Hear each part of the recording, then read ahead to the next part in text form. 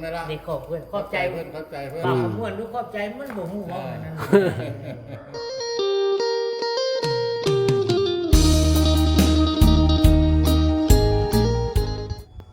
ทักทายสบายดีเนาะเปิดภาพมาวันนี้ก็อยู่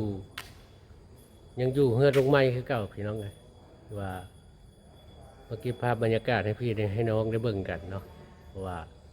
ตอนบอกขับมาทวิตมาบ่เห็นเพิ่นพี่น้องไปเยี่ยมไปยาเพิ่นแล้วกัน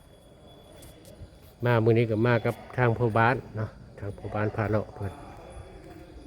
อันนี้ก็เป็นสร้างบ่อนเพิ่นเผาเนาะเพิ่นมาเผา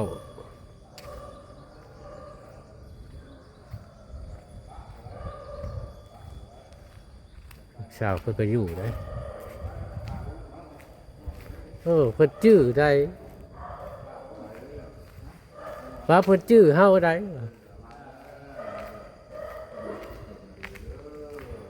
เห็นเฮาจื้อได้นี่มาดูไหมสบายดีอาจารย์มาพร้อมมาอาจารย์ขมวนรถแล้วอาจารย์ขมวนเพิ่น กี่นางมันเห็นเฮาจื้อแล้ว หายหน้าหายตาหายเพิ่นตีปลายเพิ่นกันเลย สบายดี สบายดีเนาะ ลูกเรียกมาพี่ บ้านเลย เรียกมาพี่ สบายดีเนอะ พี่นะ สบายดีละ เป็นไรเรียกไปหยังมาลูก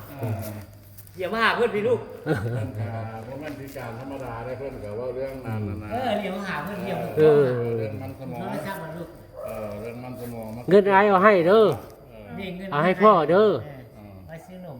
เงินมาซื้อขนมเด้อ ได้เอาเงินให้ขอบใจเพิ่นไหมล่ะ เด็กขอบเพื่อนขอบใจ เพิ่นขอบใจเพิ่น ปากขมวนลูกขอบใจมันบ่ฮู้ว่ามันนั่นบางมันอยู่ว่าอะไรได้อยู่ปากโลกพี่จริง คือว่าเพิ่นกับค่าตัวนี้ล่ะลุงใหม่จะไปชอบอยู่หากินหาเงินหาคำกับค่าป้าบุไร ให้ผู้ชายเขาจะป้าไปได้มันเวียน แต่ผ่านมาให้เต้นแล้วเนาะ นั่นแหละ อยู่ป้าอยู่ดงผมมีเงินไผไม่ต้องได้เปรียบพื้นไทยกับผมมีอันนี้ยังใครแล้วเดี๋ยวเพิ่นจ่าเลยมีดอกพื้นดอกไฟไต้กลางค่ำกลางคืนกลางป้าไปตลาดกับจักแล่นจักอันย่างแล้วเฝ้าเพราะว่าลูกอยู่คนเดียวจักขึ้นอันใดเนาะผู้ย่าผู้ยิงซ้ำมานะการผู้ชมเลยอันนี้ก็เห็นใจน้ำกันเลยเด้อผู้ใหญ่ใจบุญเนาะถ้าผู้ใดเห็นก็ยัง มาเฮ็ดใส่แล้วเขาว่าโอ้ยนอนน้ำลูกเฮ็ดใส่ลูก จื้อเนาะจื้อบ่ จื้อเลย การุณาทำเฮ็ดอันใดก็เฮ็ดเนาะสิภาคอันใดที่เบิ่งแยงเพิ่นด้านใดแล้วก็ให้ติดต่อมาเด้อหรือว่าติดต่อมาทางคอมเมนต์ก็ได้ของซ้อมของประบ้านพะเลาะนั่นล่ะทีมงานกับน้ำมาขมวนมาเยี่ยมมาคอยเพิ่นโดนละเป็นปีแล้วโบราณมาเยี่ยมมาคอยเพิ่นอันเด้อเพิ่นก็ จื้อได้ เนาะ เห็นมาไกลๆจื้อยิ้มใส่เราได้ เพิ่นก็ได้ร้องเพลงแล้วกันหน่อยได้กับพ่อซุกไปตามคนนี้กันนั้นตะกี้มันซุกบ่ได้แล้วมันอยู่กลางป่า แม่นแล้ว ได้แน่ อันนี้ใครได้อยู่กับชีเมน อันนี้ก็พักทั้งพักรัฐแต่ว่าเนาะทั้งพักรัฐเพิ่นก็ทั้งน้ำเพิ่นก็ได้ช่วยเกี่ยวกับท่านนี่แหละได้ร้องเพลงมาหลายปีแล้วแต่ผ่านมาทั้งก็บ่แม่นสามารถเพิ่นได้อยู่แต่ว่าใช้บ่ได้มันบ่มีนะมันบ่มีเดินออกไป แต่ก่อนไปอยู่ในป่า คือในนี้ก็ไปได้แล้วป่ะมันมีเดินมีหลังว่าอาจก็แต่ว่าอยากได้เงิน กินแล้วบอกกินข้าวแล้วบอกกินข้าวละกินแล้วข้าวโดย เอาไว้ซื้อขนมเด้อ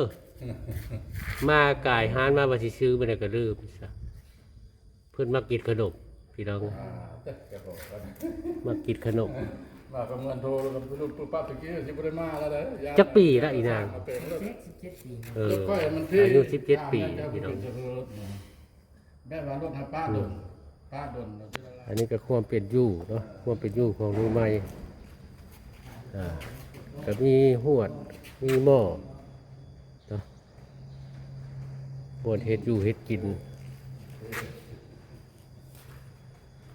ก็ถือว่ายังไข่เนาะยังไข่ก็แต่ก่อนหัวแต่ก่อนยังอยู่ป่าอยู่ดงแต่ว่าเฮามาออกมาอยู่นี่ก็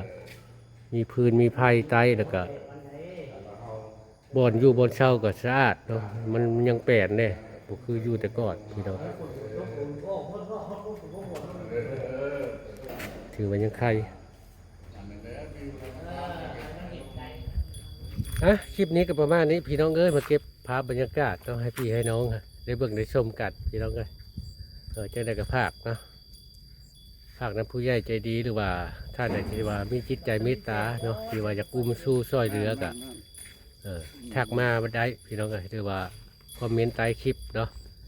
ว่าความทุกข์ความยากมันบ่มีใครเลือกได้เนาะ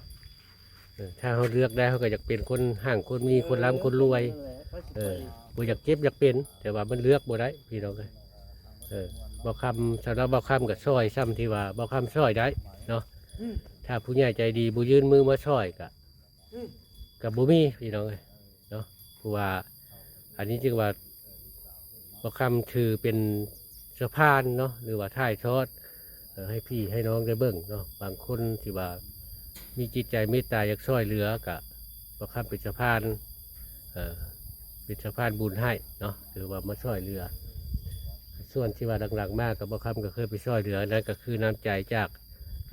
พี่ๆน้องทางอเมริกาเนาะแล้วก็พี่น้องทางประเทศจอร์เจียเนาะคลิปนี้ก็ประมาณนี้พี่น้องให้ภาคพี่ภาคน้องติดตามเนาะเป็นกำลังคิดกำลังใจต่อไปเนาะเอาบ๊ายบายทุกคน